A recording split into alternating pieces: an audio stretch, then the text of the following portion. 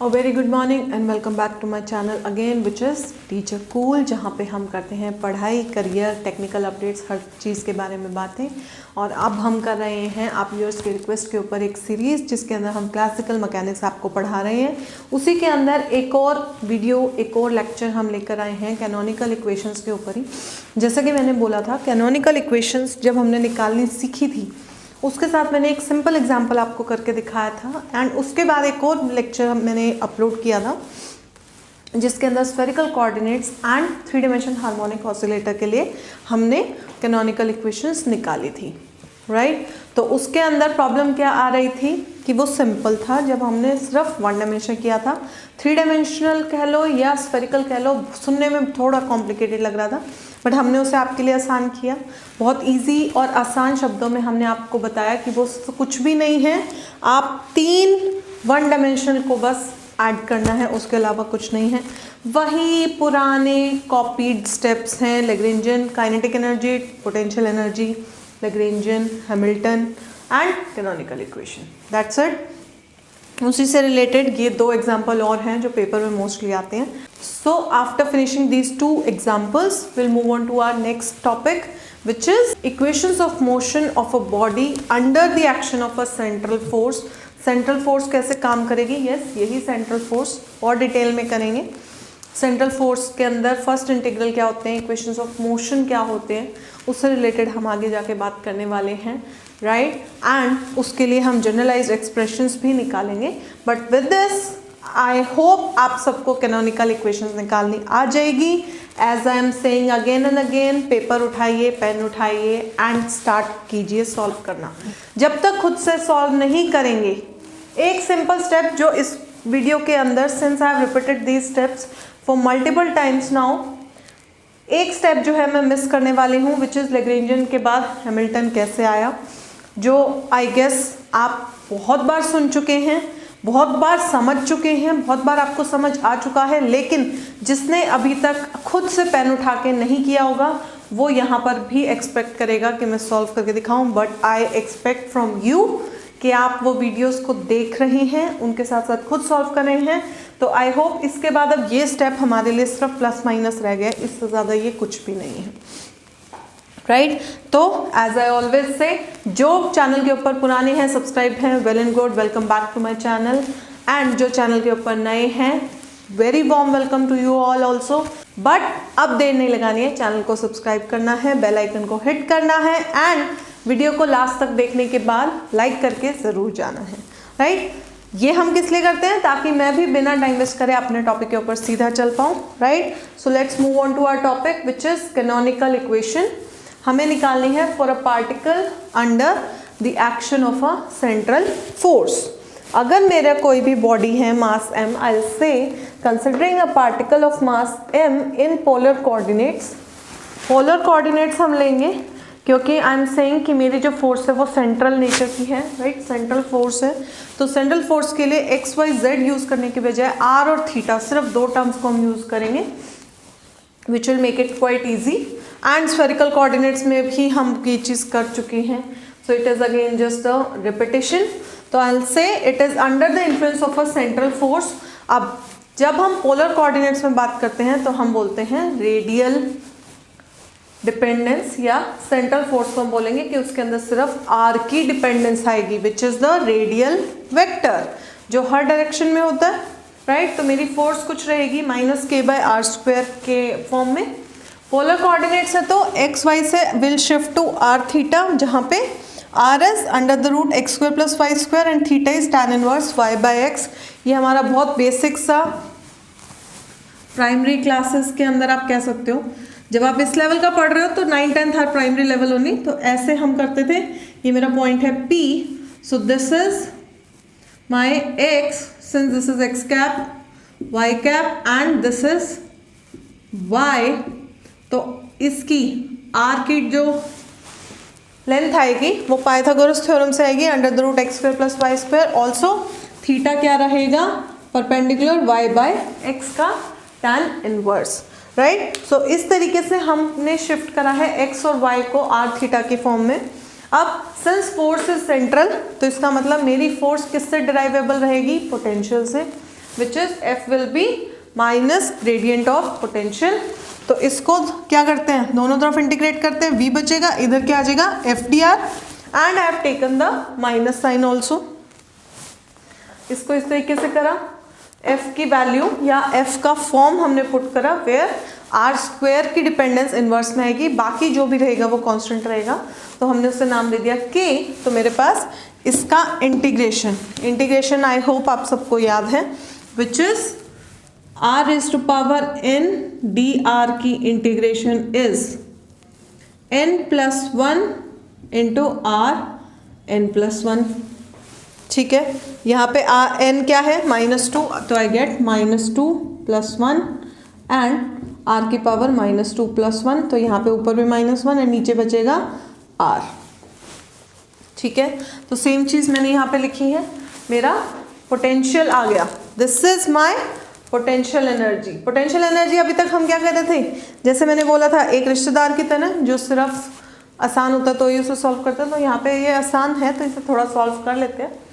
Potential मेरे पास आ गई है, काइनेटिक एनर्जी मल्टीपल टाइम्स हम कर चुके हैं, it is again ½ m r² + r² θ²। Spherical में से सिर्फ फाई का कंपोनेंट हटा दो तो पोलर कोऑर्डिनेट्स। इससे ये कैसे आया, ये भी हम मल्टीपल टाइम्स कर चुके हैं, this time I am not going to repeat. यहाँ से pr²/2m pθ²/2m r² in terms of my momentum. Similarly Lagrangian kinetic energy आ गई, पोटेंशियल आ गई, तो लैग्रेंजियन इज T-V। लैग्रेंजियन आ गया तो हैमिल्टन निकालने का तरीका ∑pii -L, तो वो सॉल्व करेंगे तो आई गेट माई हैमिल्टन आ गया। तो उसके बाद canonical equation directly r dot is ∂H/∂PR। इस इक्वेशन में ∂PR सिर्फ इसके पास है, तो यहाँ से I get PR/m। Similarly theta dot will B ∂H/∂Pθ, Pθ से सिर्फ ये वाली term I get Pθ/mr²। Next PR dot will B -∂H/∂R। R की डिपेंडेंस यहाँ है, यहाँ नहीं है किसी में भी, तो सिर्फ इसका डेरिवेटिव क्या होगा -k/r² and Pθ dot will B -∂H/∂θ। अब एक चीज देखो, यहाँ पे कहीं पे भी थीटा की डिपेंडेंस नहीं आ रही है, तो I'll say कि ∂H/∂θ is 0, that means Pθ dot क्या है, dPθ/dt इज 0। इसका मतलब Pθ which is angular momentum is constant, या आप कह सकते हो कंजर्व्ड है। एंड जब हमने हैमिल्टन प्रिंसिपल वगैरह स्टडी किया था उस टाइम पे भी हमने ये चीज़ बोली थी कि if my system is conserved and my force is of central nature, उस केस के अंदर angular momentum will be conserved and it will come out to be constant. And Pθ वहाँ पर भी कांस्टेंट आया था, यहाँ पर भी कांस्टेंट आया। बस इतना ही तो है। अगर आप मेरे साथ साथ सॉल्व कर रहे हैं और इतने बार कर चुके हैं तो ये क्वेश्चन अब इतने ही छोटे रह गए हैं, सिर्फ kinetic energy, potential energy, Lagrangian, Hamilton, canonical equation, that's it. Again एक प्रोजेक्टाइल मोशन के लिए भी देख लेते हैं। Of a mass m in space, 3 dimensional space है, उसके अंदर एक प्रोजेक्टाइल को थ्रो किया गया है, तो सीधा हम XYZ कोऑर्डिनेट्स ही लेते हैं। XYZ कोऑर्डिनेट के according kinetic energy ½ m x.2 y.2 z.2 already कर चुके हैं। P की फॉर्म में px²/2m, ये तो कॉमन रिलेशन भी है। काइनेटिक एनर्जी जो होती है इट इज ऑलवेज, नॉर्मल भाषा में हमेशा ½ mv² जो होती है इट इज p²/2m रहता है, क्योंकि mv p क्या है बेसिकली mv, तो p² m² v², राइट। तो यहाँ पे वैल्यू पुट करेंगे अगर v² की यहाँ से निकाल के, तो मेरा यही आएगा। ये कोई बहुत बड़ी साइंस नहीं है, कॉमनली भी हम यही लिखते हैं। देन पोटेंशियल एनर्जी, अब देखो पोटेंशियल एनर्जी जो प्रोजेक्टाइल की रहेगी वो सिर्फ किसके कारण रहेगी, ग्रेविटी के कारण। एंड ग्रेविटी किस डायरेक्शन में एक्ट करती है, सिर्फ वर्टिकल, एक्स और वाई में ग्रेविटी कोई काम नहीं करेगी। तो पोटेंशियल एनर्जी सिर्फ किसके कारण आएगी, z कंपोनेंट के कारण। ऑल्सो वो नीचे की तरफ आ रहा है तो प्लस रहेगी, राइट। लैग्रेंजियन लिख देते हैं T-V, T as it is -mgz। Again multiple times कर चुके हैं तो I'll say हैमिल्टन डायरेक्टली ये आएगा। ऑल्सो हमेशा की तरह अगर आप देखो तो T-V this is T and this is V। मेरा लेग्रेंजियन T माइनस V रहता है और ये T प्लस V रहता है। यहाँ पे V का वैल्यू हमारा नेगेटिव था इसलिए साइन ऑपोजिट हो गया। यहाँ पे अगर आप देखोगे Lagrangian is T minus V, लेकिन जब हम हैमिल्टन पे आते हैं it is always T plus V। आप एक बार को रीचेकिंग भी करते हैं, जैसे छोटी क्लासेस के अंदर जब हम जाते थे तो उस टाइम पे एक साइड बाय साइड मैम हमारी टीचर्स हमें तरीका बताया करती थी कि आप अगर मिड वे किसी क्वेश्चन में पहुंच गए, कोई बड़ा क्वेश्चन उस टाइम पे 1 पेज का लगता था, तो उस पर मैम बोलते थे कि आप ये चीज़ चेक करो तो उससे आपको कंफर्म हो जाएगा कि हाँ आप ठीक कर रहे हो। तो सेम चीज़ T प्लस V, हैमिल्टन आ गया, बचा क्या, कैनोनिकल इक्वेशन निकाल दो।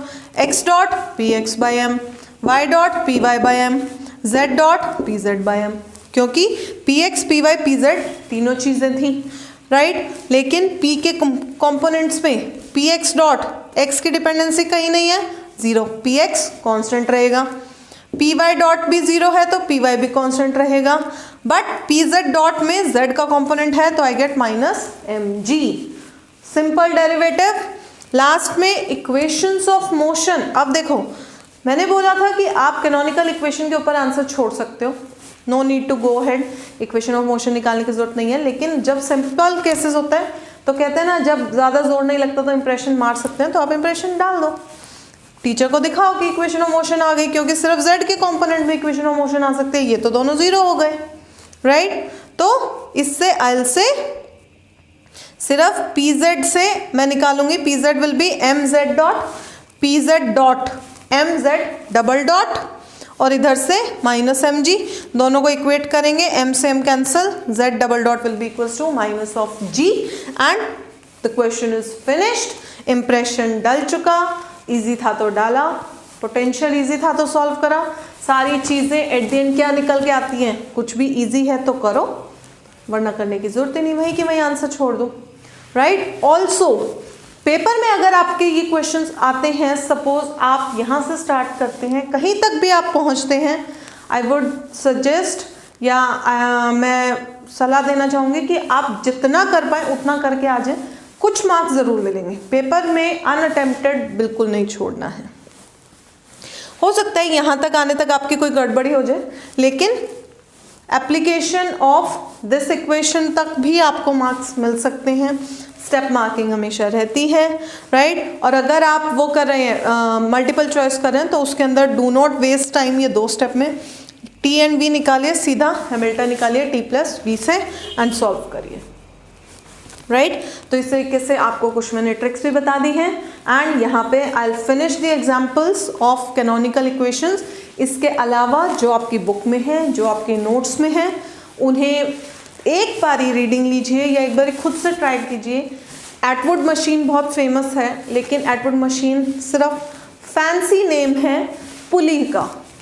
पुली के अंदर जब हम 11-12 क्लासेस में या 9th क्लास में 10th क्लास में टेंशन निकालते थे तो मास नीचे की तरफ फोर्स क्या होती थी, mg, लेकिन अगर दोनों तरफ मास लगे होते थे तो m1 माइनस m2 इंटू जी होता था।